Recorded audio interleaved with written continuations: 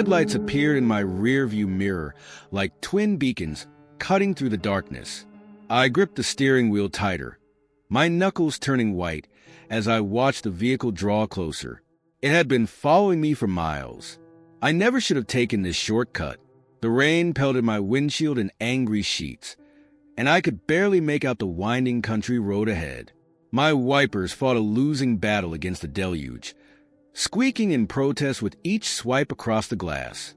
The clock on my dashboard read 11:47 p.m.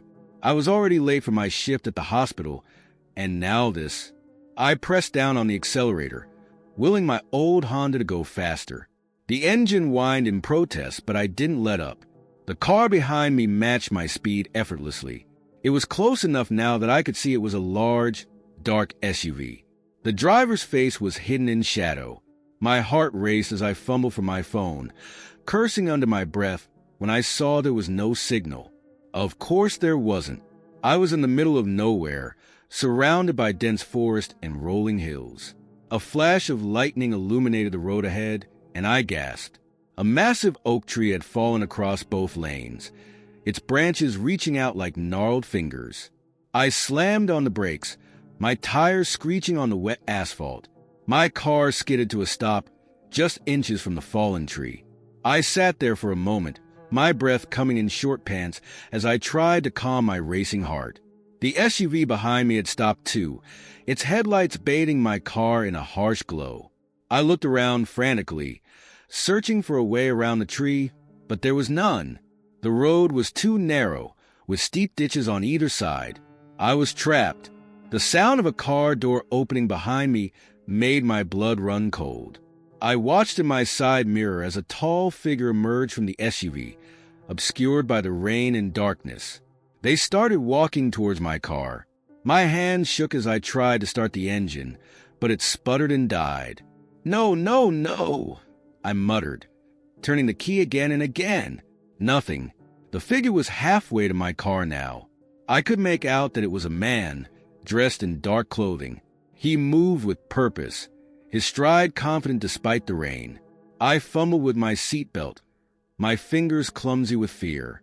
Once free, I lunged for my bag in the passenger seat, digging through it for anything I could use as a weapon. My hand closed around a small canister of pepper spray. It wasn't much, but it was something. The man was at my window now. I could see his face clearly for the first time, angular features, dark eyes, and a thin scar running along his jawline. He raised his hand and tapped on the glass. I clutched the pepper spray tightly, my thumb on the trigger. With my other hand, I reached for the window controls. I lowered it just an inch, enough to hear him, but not enough for him to reach in. "Car trouble?" His voice was deep, with a hint of an accent I couldn't place. I swallowed hard, trying to keep my voice steady. "I'm fine, just waiting for the storm to pass." He smiled, but it didn't reach his eyes. "That could be a while. Why don't you let me take a look under the hood?" "No, thank you," I said firmly. "I've already called for help." It was a lie, but he didn't need to know that. His smile faded. "Now, why would you lie to me like that? We both know there's no cell service out here." My heart pounded so hard I was sure he could hear it. I tightened my grip on the pepper spray, my palms slick with sweat. "Listen," he said, leaning closer to the window. "I'm not here to hurt you. I'm here to warn you." I blinked, caught off guard. "Warn me? About what?" He glanced over his shoulder, as if checking to see if we were alone. When he turned back, his expression was grave. "You're in danger. There's a man following you. He's been tracking your movements for weeks." A chill ran down my spine. "What are you talking about? How do you know this?" "I'm a private investigator," he said. "I was hired by your sister. She's been worried about you." "My sister?" I hadn't spoken to her in months. We'd had a falling out over. I couldn't even remember what now. It seemed so trivial in this moment. "I don't believe you," I said, but doubt had crept into my voice. He reached into his jacket and pulled out a badge, holding it up to the window. It looked real, but I wasn't an expert. It could easily be fake. Your name is Sarah Winters, he continued. You're 28 years old, work as a nurse at Mercy General, and you live alone in an apartment on Elm Street. You have a cat named Mittens, and you're allergic to peanuts. My mouth went dry. Everything he said was true, but how did he know all that? Your sister hired me 2 weeks ago, he explained. She had noticed some strange things happening around your apartment. Moved objects, signs of someone being there when you were out. She was worried, but she knew you wouldn't listen to her after your fight. I shook my head, trying to process this information. But why wouldn't she just call the police? She did, he said, but they said there wasn't enough evidence to investigate. That's when she came to me. A gust of wind shook my car, making me jump.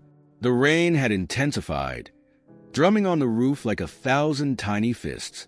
Look, the man said, I know this is a lot to take in, but right now, we need to get you somewhere safe. The man who's been stalking you, he's dangerous. He's done this before. I felt like I was in a dream, or rather, a nightmare. This couldn't be happening. Things like this didn't happen in real life, did they? But as I thought back over the past few weeks, little things started to fall into place.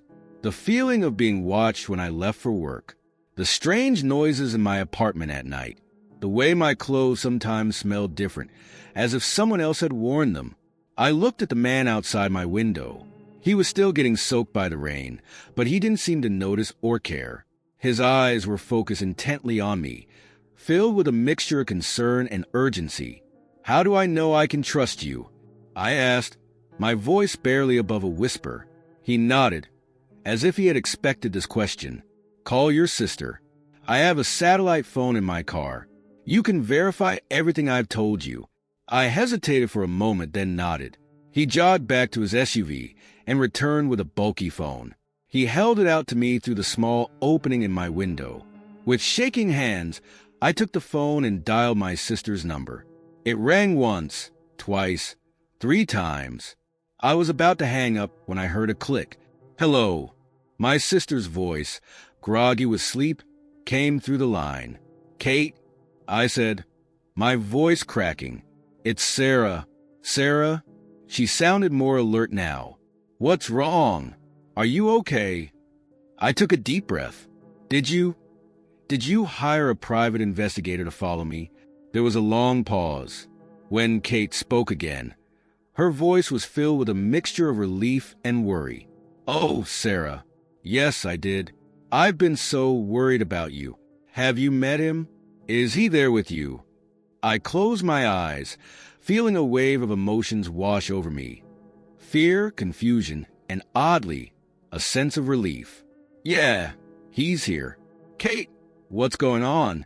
He says I'm in danger. Listen to him, Sarah, Kate said urgently. I know we haven't been on the best terms lately, but I love you. When I noticed strange things happening around your place, I couldn't just sit back and do nothing. The investigator, Mr. Reeves, he discovered some really scary stuff. Please go with him. Let him help you. I looked at the man, Mr. Reeves, standing patiently in the rain. He met my gaze steadily, his eyes conveying a silent promise of protection. Okay, I said softly. I'll go with him. I'm sorry, Kate, for everything. Me too, she said, her voice thick with emotion. Call me when you're safe, okay? I promised I would, and ended the call. Taking a deep breath, I unlocked my car doors. Mr. Reeves opened my door, holding out a hand to help me out. As I stepped into the rain, I felt a strange mix of fear and determination. My life had just been turned upside down, but I wasn't alone. Whatever danger I was facing, I would face it head on. Mr. Reeves led me to his SUV, opening the passenger door for me. As I climbed in, I caught a glimpse of movement in the rearview mirror. A shadowy figure darted between the trees at the edge of the road. We need to go, I said urgently. Now, Mr. Reeves nodded, quickly getting into the driver's seat. As we pulled away, leaving my old Honda behind, I couldn't shake the feeling that this was just the beginning of a long and terrifying journey. But for the first time in weeks, I didn't feel alone, and that I realized made all the difference.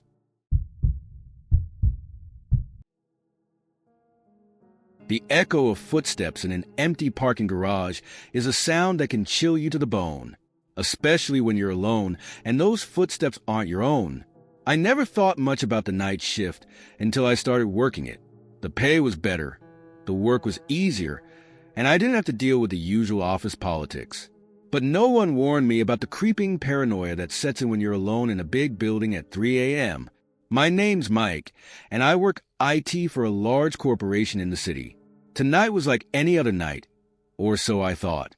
I just finished my shift and was headed to my car, my footsteps echoing off the concrete walls of the parking garage. The fluorescent lights buzzed overhead, casting harsh shadows that seemed to move when I wasn't looking directly at them. I shook my head, trying to clear the cobwebs of a long night staring at computer screens. That's when I heard it, another set of footsteps, out of sync with my own. I stopped walking, and the sound continued for a half second before stopping too.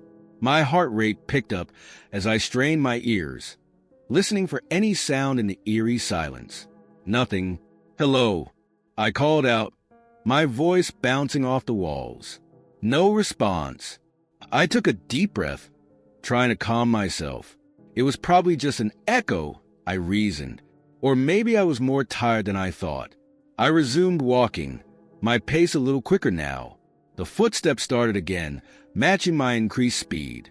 I spun around, half expecting to see someone behind me, but the garage was empty. Row after row of parked cars stretched out before me, but no sign of another person. My palms were sweating now as I turned back around and practically jogged to my car. It was parked in a far corner of the garage, away from the other night shift workers' vehicles. I cursed myself for choosing such an isolated spot. The footsteps behind me grew louder, faster. I broke into a run, no longer caring if I looked foolish. The sound of my heavy breathing mixed with the phantom footsteps, creating a terrifying cacophony that spurred me on. I could see my car now, a beat-up Honda Civic that had never looked so inviting. My hand dove into my pocket, fishing for my keys. In my panic, they slipped from my grasp and clattered to the ground. "Shit," I hissed, bending down to scoop them up. As I straightened, I felt it, a hand on my shoulder, grip like iron. I froze, terror paralyzing me. The hand didn't move, didn't tighten or loosen its grip. It just sat there, a heavy presence that sent chills down my spine.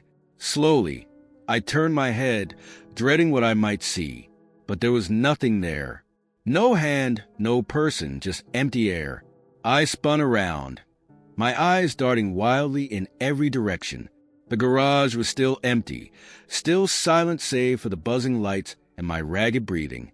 With shaking hands, I unlocked my car and practically dove inside, slamming the door and hitting the lock button repeatedly. I sat there for a moment, trying to calm my racing heart and make sense of what had just happened. Had I imagined it all? The footsteps, the hand on my shoulder. It seemed impossible, and yet I couldn't deny the very real fear coursing through my veins. I started the car, the engines rumble a comforting sound in the silence. As I began to pull out of my parking spot, movement in my rearview mirror caught my eye. A shadow darting between cars. I hit the brakes, my eyes glued to the mirror. There it was again, a figure, moving with inhuman speed from one row of cars to another. I couldn't make out any details, just a dark shape that seemed to flicker in and out of existence. My foot hit the gas pedal hard, tires squealing as I peeled out of the parking spot. I navigated the winding levels of the garage at a dangerous speed, taking turns too sharply and nearly clipping other cars. But I didn't care. I just needed to get out. As I approached the exit, I saw the security guard's booth. Relief flooded through me at the sight of another human being. I slowed down, rolling down my window as I approached. "Hey!" I called out, my voice high and tight with stress.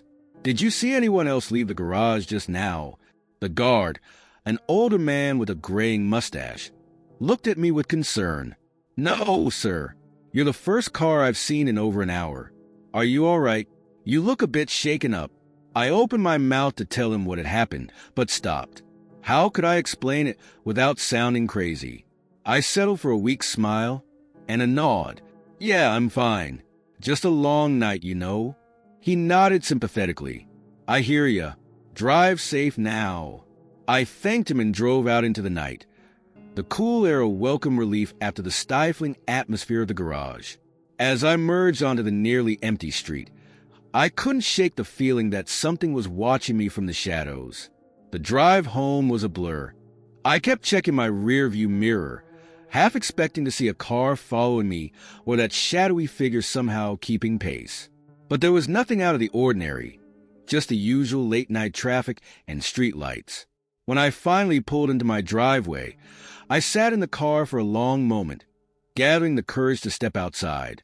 The porch light was on, a beacon of safety in the darkness. I took a deep breath and got out, quickly locking the car and hurrying to my front door. As I fumbled with my house keys, a chill ran down my spine. Slowly, I turned to look at the street behind me. For a split second, I thought I saw something, a dark figure standing under a streetlight. I blinked, and it was gone. I practically fell through my front door, slamming it shut and engaging every lock.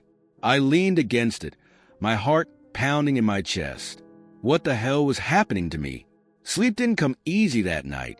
Every creak of the house settling, every gust of wind outside my window had me sitting bolt upright in bed, eyes straining in the darkness. When my alarm went off the next evening, I seriously considered calling in sick.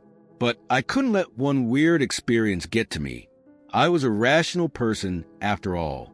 There had to be a logical explanation for what had happened in the garage. Maybe I was more sleep-deprived than I realized.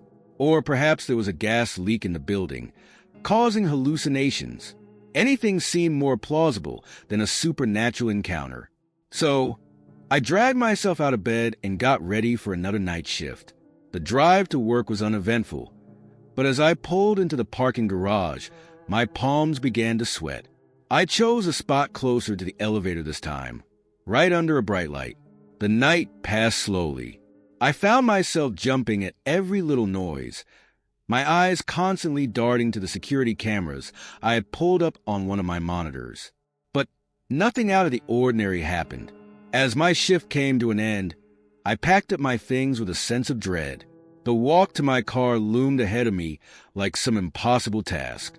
I considered asking one of my co-workers to accompany me, but pride stopped me. I was a grown man, for crying out loud. I could walk to my car alone. The garage seemed quieter than usual as I stepped out of the elevator. My footsteps echoed loudly, each one making me wince.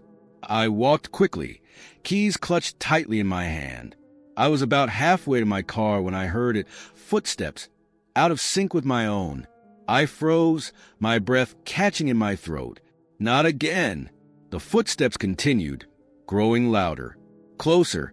I wanted to run, but my legs wouldn't move.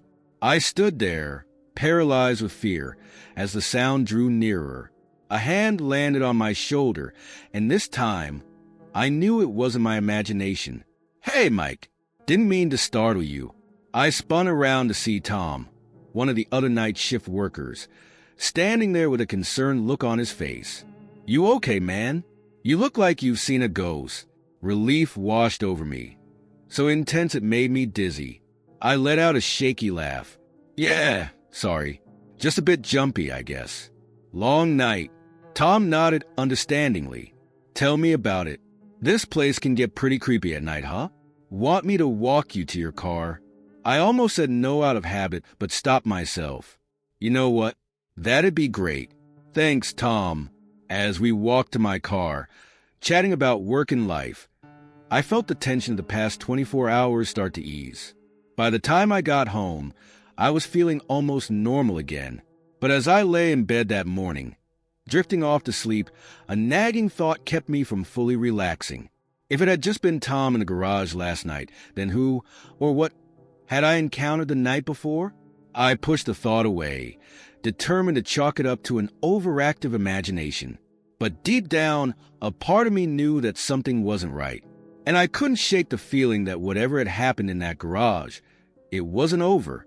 As I finally fell into an uneasy sleep, I made a mental note to start looking for a day's shift position. After all, nothing good ever happens after midnight.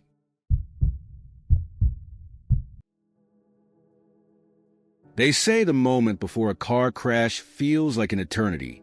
For me, it was the moment after that seemed to stretch on forever. The silence that fell when we realized what we'd done, and the horror that followed when we discovered what we hadn't. My name is Liam, and I've been married to Sophia for 5 years. We were high school sweethearts, the kind of couple everyone thought would last forever. But lately, things have been different, tense.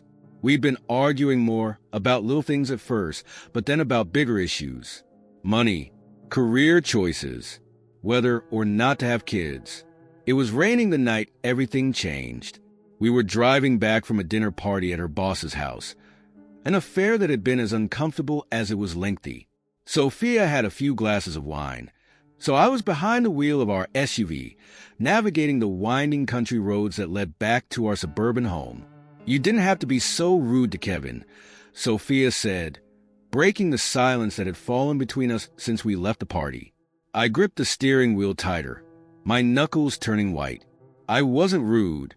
I just didn't feel like discussing politics with your boss's husband," she scoffed, turning to look out the passenger window.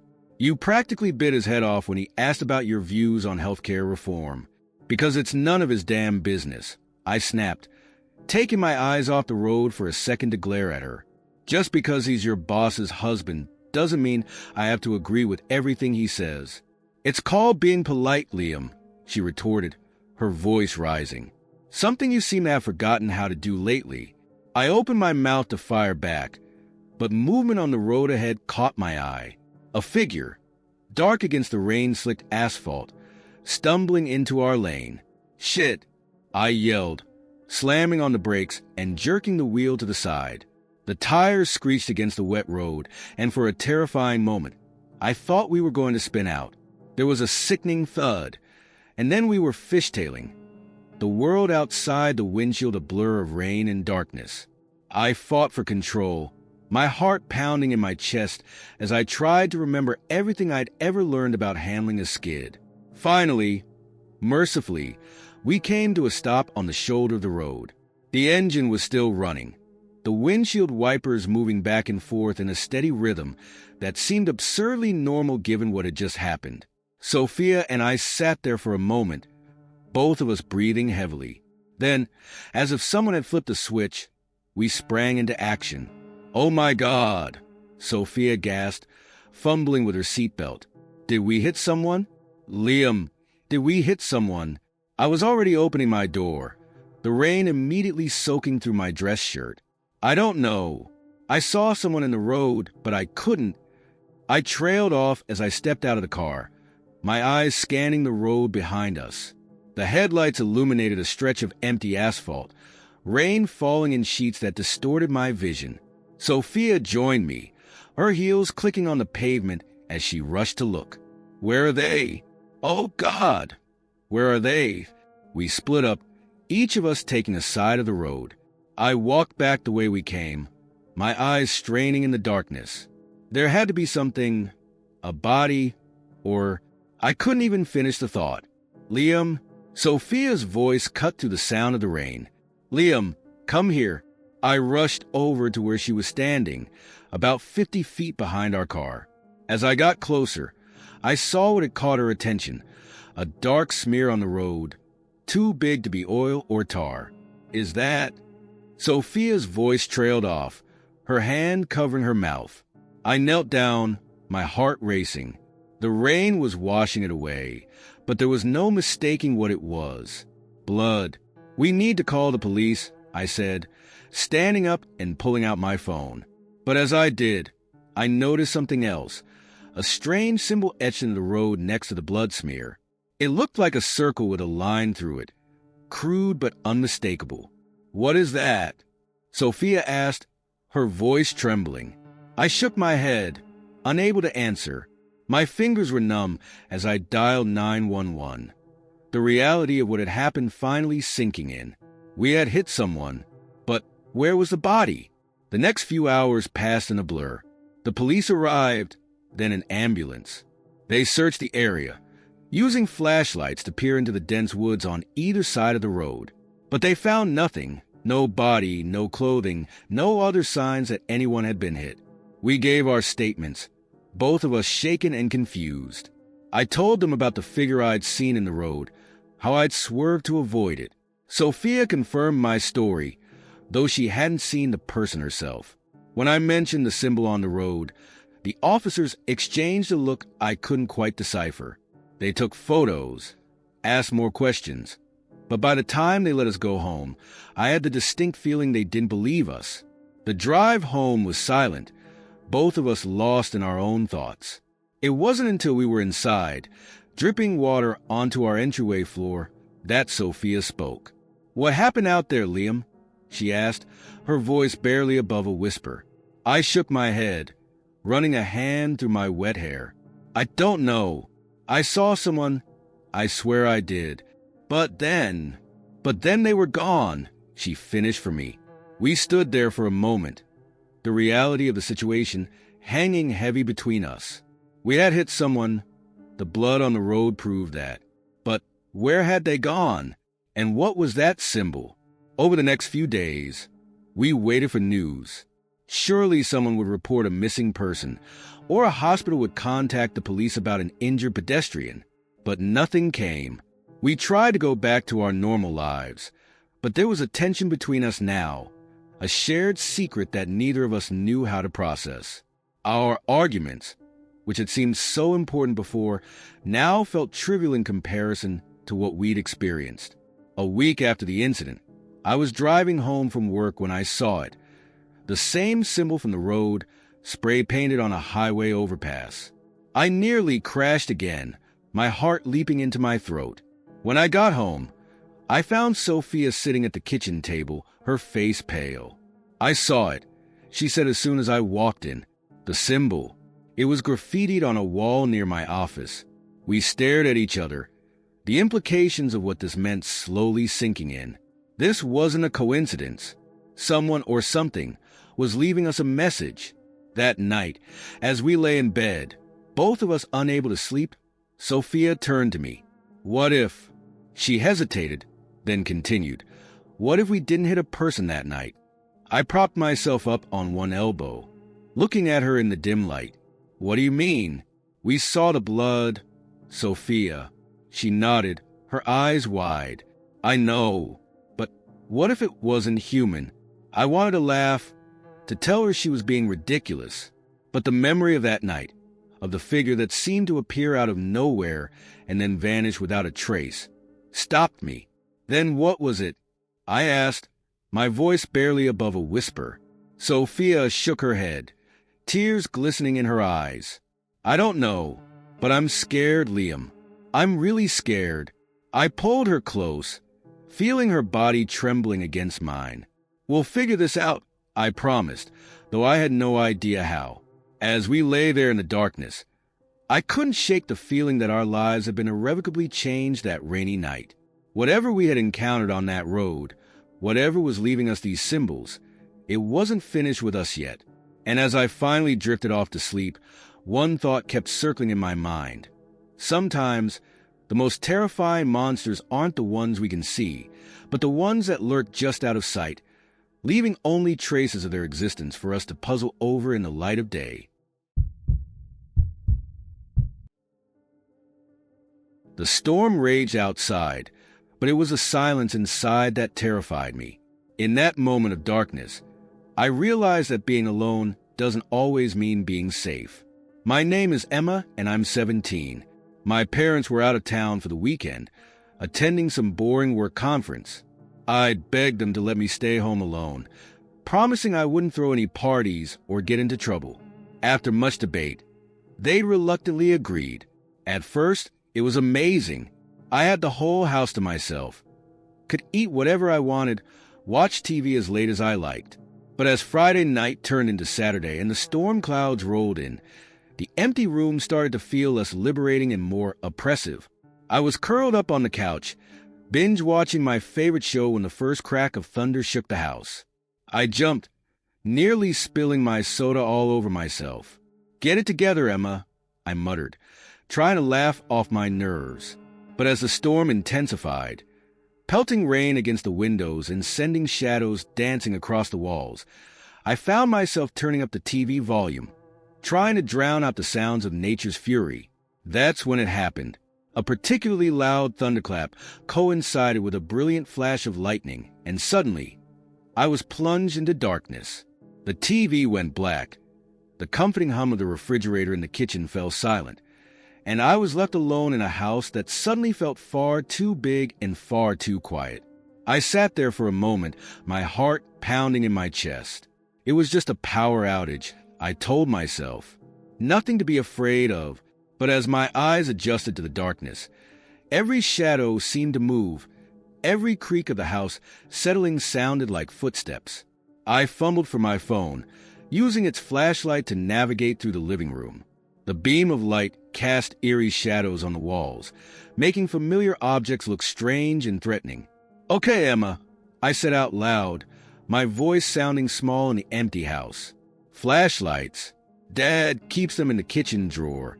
I made my way to the kitchen, my bare feet cold against the tile floor. As I rummaged through the drawer, I heard something that made my blood run cold. A thump from upstairs, followed by the unmistakable sound of footsteps. I froze, the flashlight beam shaking in my trembling hand. There shouldn't be anyone upstairs. I was alone in the house. Wasn't I? Another thump, louder this time. My mind raced through possibilities. A burglar? Some animal that had gotten in through an open window? Or something worse? Something my rational mind didn't want to consider? I should call the police, I thought. But as I reached for my phone, I realized with a sinking feeling that I'd left it on the coffee table in the living room. The footsteps upstairs continued, slow and deliberate. They seemed to be moving from room to room, as if searching for something, or someone. I had to do something. I couldn't just stand there in the kitchen, waiting for whatever it was to find me. With shaking hands, I grabbed a large knife from the block on the counter. Its weight felt reassuring in my hand, even as part of me wondered what I'd actually do with it if confronted. Slowly, quietly, I made my way to the base of the stairs. The footsteps had stopped, but I could hear the faint sound of drawers opening and closing. Someone was definitely up there, rummaging through our things. I took a deep breath, gathering my courage. I had two choices. I could try to sneak out of the house and run to a neighbor's, or I could confront whatever was upstairs. The rational part of my brain screamed at me to run, but something else, something I couldn't quite explain, urged me to investigate. Step by step, I climbed the stairs, wincing at every creak of the old wood. The flashlight in one hand, the knife in the other, I reached the second-floor landing.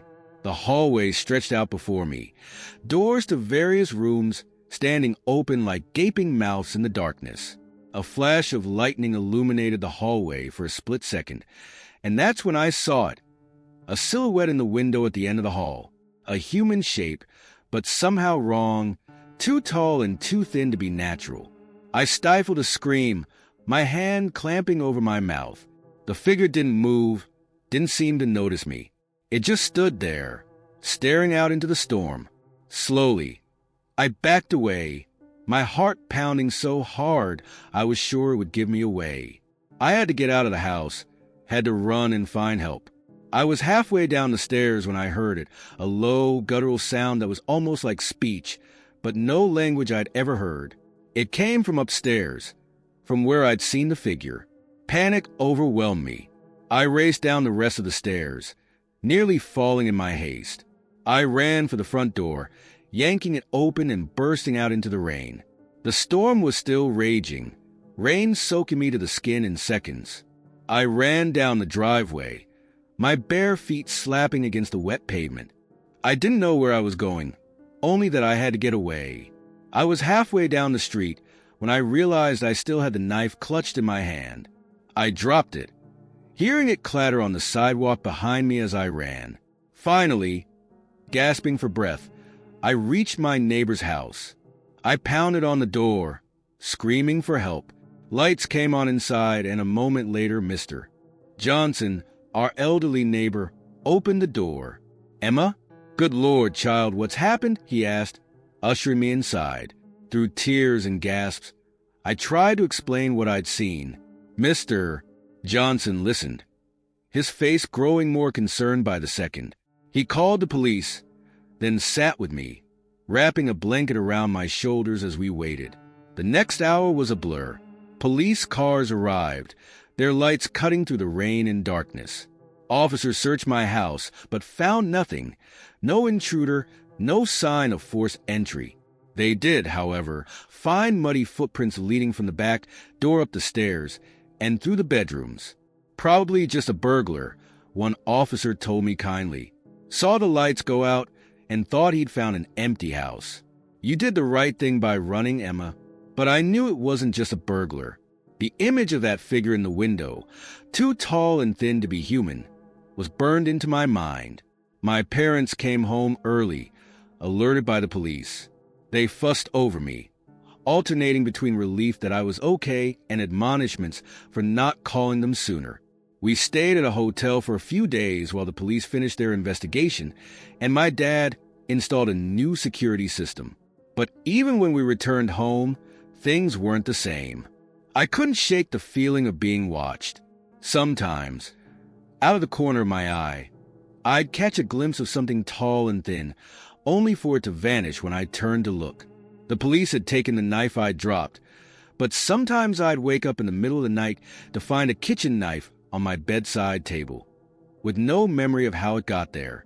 My parents chalked it up to trauma, encouraged me to see a therapist. And I did, but I never told the full story. How could I explain the inhuman figure I'd seen, the strange sounds I'd heard? They'd think I was crazy. Weeks passed, then months. The incident faded into memory, becoming just a scary story to tell at sleepovers.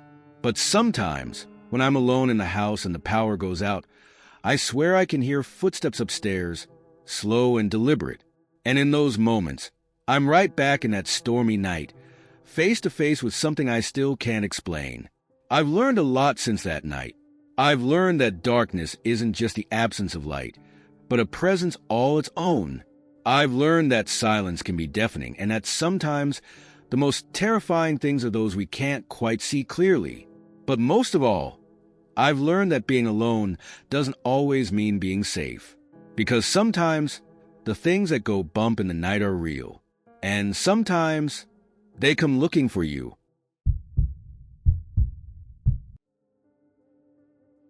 The sound of footsteps echoing through an empty alley is unnerving enough. But when those footsteps are chasing you, and there's no one there, that's when true terror sets in. My name is Alex, and I've lived in this city my whole life. I thought I knew every street, every shortcut, every hidden corner. But on that rainy night in October, I discovered that some paths are better left untraveled. I was running late for my shift at the downtown bar where I worked. The autumn rain had been falling steadily all day, turning the city into a glistening, reflective surface of puddles and wet pavement. I pulled my jacket tighter around me as I hurried down the sidewalk, cursing myself for not bringing an umbrella. That's when I saw it, a narrow alley between two old brick buildings. I'd passed by it 100 times before, but never paid it much attention. Tonight, though, it called to me, a shortcut my brain supplied helpfully. It'll shave at least 5 minutes off your walk. I hesitated for a moment, peering down the dimly lit passage. It wasn't the most inviting sight, with overflowing dumpsters lining one wall and fire escapes zigzagging above. But the thought of my manager's disapproving glare if I was late again made up my mind for me. I turned into the alley, my footsteps echoing off the narrow walls. The sounds of the city seemed to fade away, replaced by the steady drip of water from rusted pipes and the occasional scurry of what I hoped were just rats. I was about halfway through when I felt it, that prickling sensation on the back of your neck when you know you're being watched. I quickened my pace, telling myself I was being paranoid. But then I heard it, footsteps not my own, splashing through the puddles behind me. I glanced over my shoulder, expecting to see another late-night commuter taking the same shortcut. But the alley behind me was empty. My heart rate picked up as I turned back around, walking even faster now. The footsteps matched my pace, growing louder. I could hear them clearly now, a steady rhythm just slightly out of sync with my own steps. I broke into a jog, my breath coming in short gasps. The footsteps behind me sped up too, no longer trying to mask themselves. They were running now, getting closer. Panic seized me as I sprinted towards the end of the alley. I could see the street ahead, cars passing by, people walking under umbrellas, oblivious to the terror unfolding just yards away. The footsteps were right behind me now, so close I could almost feel the presence of whoever, or whatever, was chasing me. I risked another glance over my shoulder. Nothing. The alley was still empty. I burst out onto the sidewalk, nearly colliding with a startled couple. I mumbled an apology, my eyes wild as I looked back at the alley entrance. There was no one there, no sign of my pursuer. "Are you okay?" the woman asked, concern etched on her face. I nodded, not trusting my voice. How could I explain what had just happened? I couldn't even explain it to myself. I made it to work, shaken and soaked to the bone. My manager took one look at me and sent me home, assuming I was coming down with something. I didn't argue. That night, I tossed and turned, the sound of those phantom footsteps echoing in my dreams. I told myself it was just my imagination, stress from work manifesting in a moment of paranoia. But deep down, I knew it was something more. The next few days passed in a haze of anxiety. I took the long way to work, avoiding that alley and any others like it. But I couldn't shake the feeling of being watched, of being followed. It was a week later when it happened again. I was walking home late, the streets nearly empty. As I passed by another alley, I heard it, that same rhythmic splashing of footsteps in puddles. I froze, my whole body tensing. Slowly, I turned to look down the alley. Empty, just like before, but the footsteps continued, growing louder, coming towards me. I ran faster than I'd ever run in my life, my lungs burning, my legs aching. The footsteps followed, always just behind me, never gaining ground but never falling behind. I didn't stop until I reached my apartment building, slamming the door behind me and leaning against it, gasping for breath. The night guard looked at me with concern, but I waved him off, stumbling towards the elevator. As the doors closed, I caught a glimpse of something in the lobby, a shadow, tall and unnaturally thin, standing just outside the glass doors. But when I blinked, it was gone. That night, huddled under my blankets, I finally admitted to myself that this was real. Whatever was following me, whatever was making those footsteps, it wasn't human, and it wasn't going away. I spent the next few days researching, scouring the internet for any similar experiences. I found more than I expected. Stories of phantom footsteps, of being chased by invisible entities. Some blamed ghosts, others interdimensional beings. A few even suggested time slips, echoes of past or future events bleeding into the present. None of it made me feel better. I started carrying a small digital recorder with me, hoping to capture the sound of the footsteps. But every time I played back the recordings, there was nothing but the ambient noise of the city. Weeks passed, and the encounters became more frequent. It wasn't just in alleys anymore. I'd hear the footsteps in empty subway stations, in parks after dark, even in the hallway outside my apartment, always getting closer, always just out of sight. I lost my job at the bar, my erratic behavior, constantly looking over my shoulder, jumping at every sound. It didn't exactly inspire confidence in the customers. My friends stopped calling, tired of my cancellations and paranoid ramblings. I was alone, truly alone, with nothing but the ever-present threat of those phantom footsteps. It all came to a head on a cold November night. I was walking home, the streets empty and silent. The footsteps started, as they always did, from behind me. But this time, I didn't run. I was tired of running. I stopped and turned around, facing the empty street behind me. "What do you want?" I shouted into the darkness. "Why are you following me?" The footsteps stopped. For a moment, there was complete silence. Then, slowly, they started again. But this time, they were coming from in front of me. I watched, frozen in place, as puddles rippled with invisible steps. They came closer and closer, until they were right in front of me. I could feel a presence there, something tall and impossibly thin, standing so close I should have been able to see it, to touch it. A gust of wind brushed past me, carrying with it a whisper so faint I wasn't sure I'd actually heard it. "You're the one following us." And then it was gone. The presence, the footsteps, all of it, vanished as if it had never been there. I stood there for a long time, trying to process what had happened. When I finally made it home, I fell into a deep, dreamless sleep for the first time in weeks. The next day, I woke to find a single, wet footprint on my bedroom floor. It wasn't mine. I'd like to say that was the end of it, that the footsteps never returned. But that would be a lie. I still hear them sometimes, echoing in empty spaces, always just out of sight. But now, I understand them better. They're not chasing me. They're leading me to where I don't know, but I've learned to listen, to follow. Because in this city of millions, in this world of endless possibilities, sometimes the most extraordinary journeys begin with a single phantom step. And who knows? Maybe one day, I'll find out where those steps lead. Maybe one day, I'll see what's been following me all along. Until then, I'll keep walking, keep listening, always aware that in the quiet moments, in the empty spaces, there's more going on than meets the eye.